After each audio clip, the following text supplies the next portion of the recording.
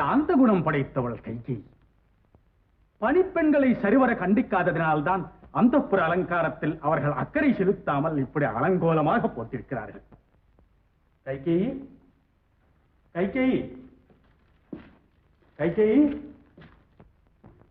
கைகேயி, கைகேயி, கைகேயி, கைகேயி, இது என்ன அலங்கோலம்? பார்ப்பவர்கள் கண்டு அதிசயிக்கும் முன் அந்தப்புறம் இப்படி பாழ்பட்டு கிடக்கிறது. உடைந்து விட்ட விளக்குகள், அணைந்து விட்ட தீபங்கள், உடை திரியப்பட்ட பொருள்கள், இவற்றுக்கும் மேலாக வழக்கம் போல் நீ என்னை வரவேற்கவில்லை.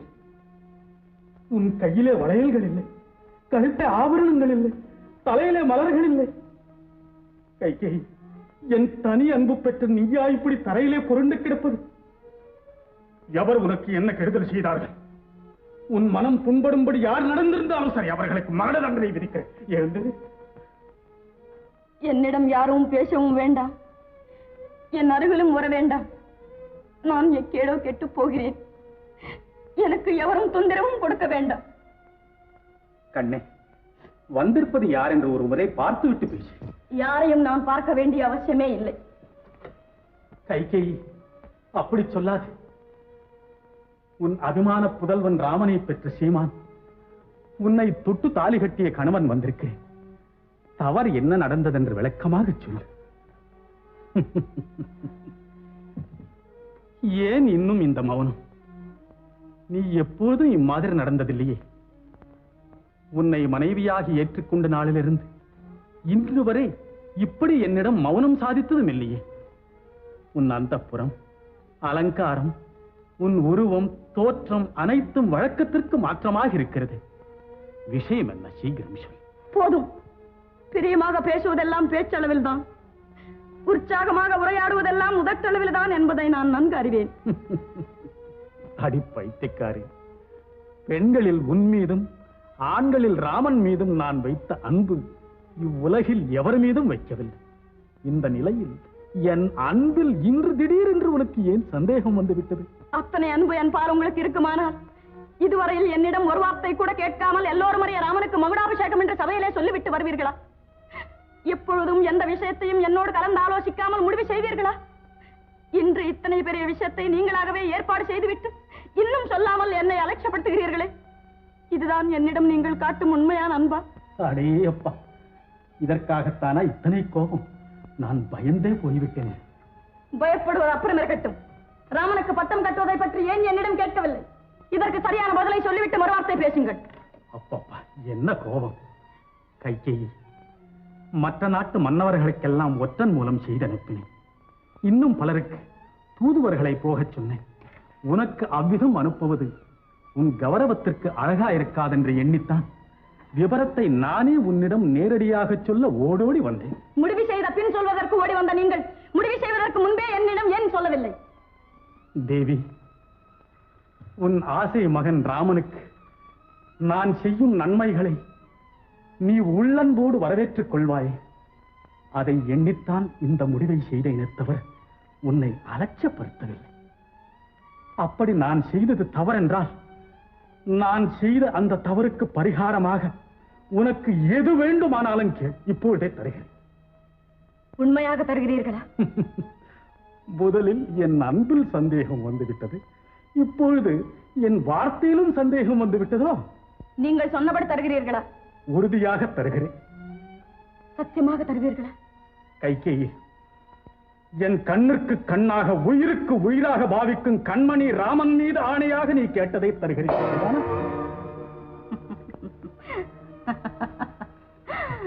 தருகிறேன் என்றால் போதாதா சுவாமி?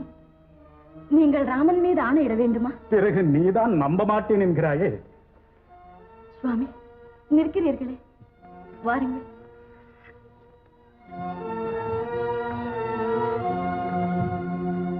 சுவாமி, தவறாக நான் ஏதாவது பேசியிருந்தால் என்னை மன்னித்து விடுங்கள். உனக்கு என்ன வேண்டும்? முன்பு அதனை சொல்.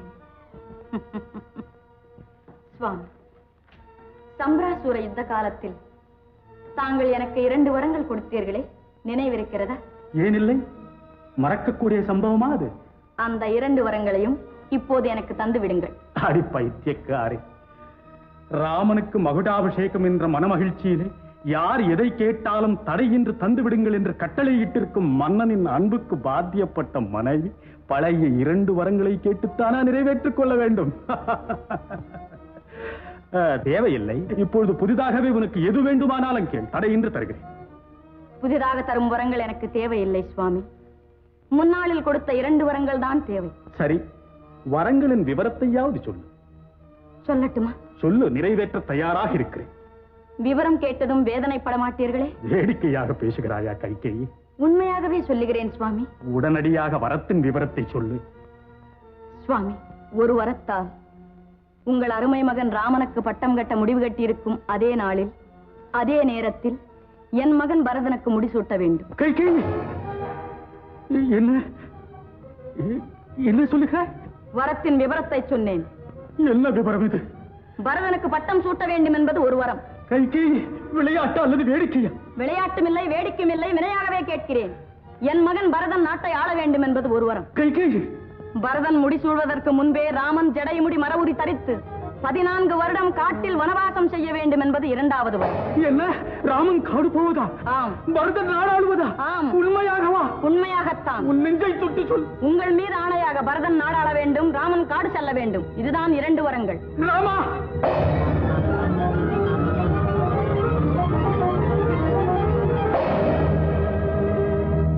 அடே அப்பா, பரதனுக்கு பட்டம் என்றதும் எவ்வளவு பதட்டம்! அதே நேரத்தில் ஆரண்யத்திற்கு ராமன் போக வேண்டும் என்றதும் அதிர்ச்சி, திகில், திடுக்கிடல், மூர்ச்சை அனைத்தும் வந்துவிட்டதே. ஏன் என் மகனுக்கு மகுடம் சூட்டினால் உங்கள் மனம் ஒப்பாதா? ராமன் தான் காடு செல்லக்கூடாதா? இதை விட சிறுவனாய் இருக்கும் போதே முனிவருடன் கானகம் செல்லவில்லை. போகட்டுமே, என்ன கேடு வந்துவிடப் போகிறது? வஞ்சகி, வாயை திறக்காது. பாம்புக்கு பால் வார்த்து பக்கத்திலேயே இருக்க செய்தது போல் பட்ட மகிழ்ச்சிகளில் ஒருத்தியாக உன்னையும் வளர்த்து விட்டேன். விஷம் கொண்ட உன் எண்ணத்திற்கு சக்தி இருக்கிறதா என்று முடிவில் என்னையே பதம் பார்க்க ஆரம்பித்து விட்டாய். 2 வரங்களையும் பெற்று நீ அடையப் போகும் பலன் என்ன? அருமை மகனை ஆரண்யத்திற்கு அனுப்பிவிட்டு என் ஆவியை பிரிக்கப் போகிறாய். அடி பாவி, நன்மை ஏற்படும் என்று நீ நினைக்கும் வரங்களால் நாசம்தான் விளையப் போகிறது. கைகேயி, இரக்கமற்றவளே, அருமை மகன், ஆசை புதல்வன், ஆழப் பிறந்தவன், அறிவில் சிறந்தவன் என்றெல்லாம் ராமனை வாய் நிறைய வர்ணித்துக் கொண்டிருந்த நீயா மனம் வந்தவனை காடு போகச் சொல்லுகிறாய்? இல்லை இல்லை, என்னால் நம்பவே முடியவில்லை. தாராளமாக நம்பலாம். ஆள பிறந்த மகன் பரதனே, ஆரண்யம் சென்று தவம் செய்ய தகுதியுடையவன் ராமனே. கைகேயி, முடிவே கட்டிவிட்டாயா? முடிவாகத்தான் கேட்கிறேன். அடி பழிகாரே, ராஜசபையில் பலர் அறிய ராமனுக்கு பட்டம் என்று முடிவு கட்டிவிட்டு வந்தேன். ஊரெங்கும் விழா கொண்டாடி ஏற்பாடு செய்ய சொன்னேன். உலகமெங்கும் இந்த செய்தியை அனுப்பும்படி உத்தரவு போட்டு விட்டேன். இவற்றுக்கும் மேலாக ராமனை நேரில் அழைத்து நீ ஆட்சி செலுத்த வேண்டும் என்றும் சொல்லிவிட்டேன். இத்தனையும் நடந்த பிறகு உன் புத்திரனுக்கு பட்டம் சூட்டினால் உலகம் என்னை பழிக்காதா, நிந்திக்காதா? நீயே சொல்லு கைகேயி, எனக்கு வரும் அபகீர்த்தியில் உனக்கும் பங்கில்லையா? உங்கள் சோகத்தை கண்டு இனி நான் அனுதாபப்பட தயாராயில்லை.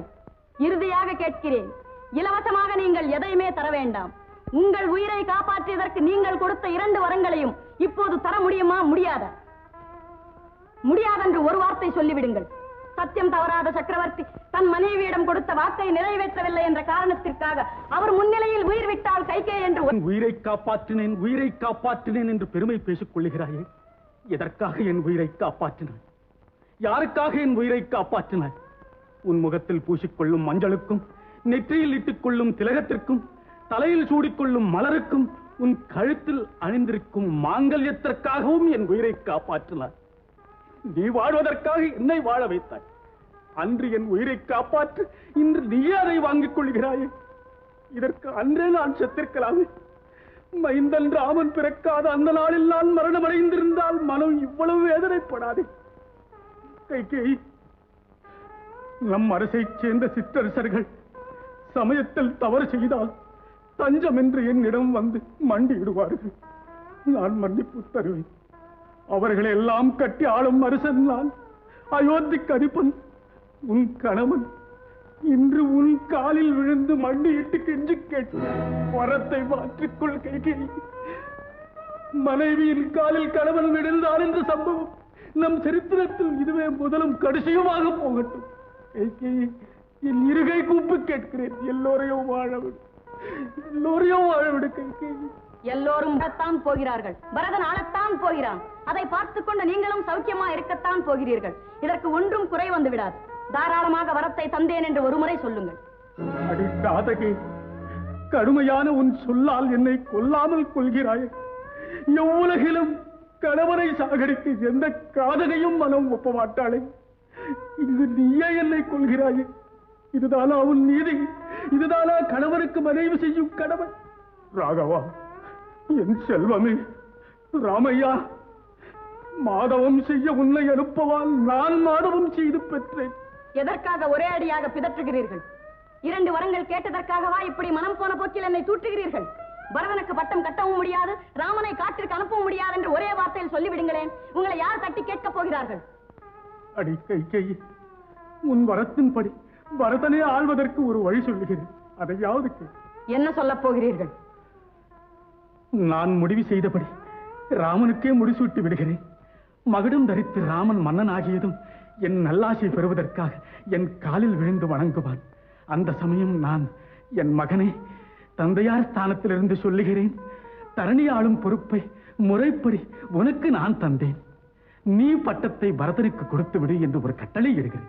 உடனடியாக மறுப்பு சொல்லாமல் மனமகிழ்ச்சியோடு அரசை அருமை தம்பி பரதனுக்கு கொடுத்து விடுவான். அதே நேரத்தில் பலர் பார்க்க பரதனுக்கே பட்டத்தை சூட்டி விடுகிறேன். இதில் என் சத்தியமும் நிலைக்கும், உன் வரமும் நிறைவேறும். என்ன சொல்லுகிறாய்? இப்படியாவது செய்யட்டுமா? அப்படி செய்தால் எல்லாம் என் கணவர் இஷ்டப்பட்டு கொடுத்த சொத்துதானே என்று சீதை எங்களை பார்த்து ஏளனம் செய்வாள். சரி, உன் எண்ணப்படி நேரடியாக பரதனுக்கே முடிசூட்டி விடுகிறேன். கைகேயி, ராமனை ஆரண்யத்திற்கு அனுப்பி அல்லல் படுத்தாது. சரிதான். பரதனுக்கு பட்டம் சூட்டும் போது ராமன் பக்கத்தில் இருந்தால் நாட்டு மக்கள் என் மகனை வாழ விட மாட்டார்களே. இதோ பாருங்கள், சுற்றி வளைத்து கொடுக்கும் முறை எனக்கு தேவையில்லை. நேரடியாக நான் கேட்ட வரங்கள் 2ஐயும் தர முடியுமா? முடியாதா?